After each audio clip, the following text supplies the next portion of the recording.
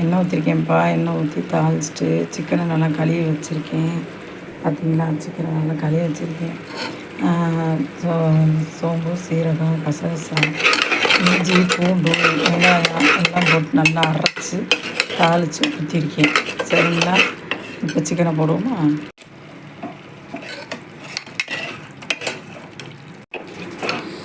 பார்த்தீங்களா, பார்க்கும் போதே எச்சி ஊறுதா.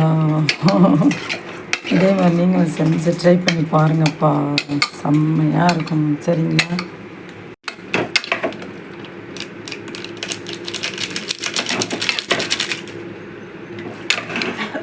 இல்லைங்க இல்லை, அவ்வளோதான்ப்பா. நல்லா வதக்கியாச்சா? ஒரே ஒரு விசில் இல்லை 2 விசில் வந்தானே இறக்கிறேன். அவ்வளோதான், சிக்கன் கிரேவி ரெடி. இறக்கிட்டு காமிக்கிறேன் அக்கா. பார்த்தீங்களா ஃப்ரெண்ட்ஸ், சிக்கன் கிரேவி ரெடி. இதே மாதிரி நீங்களும் செஞ்சு பாருங்கள். செஞ்சு பார்த்துட்டு கமெண்ட் பண்ணுங்கள், லைக் பண்ணுங்கள், சப்ஸ்கிரைப் பண்ணுங்கள். ஓகே, பாய்.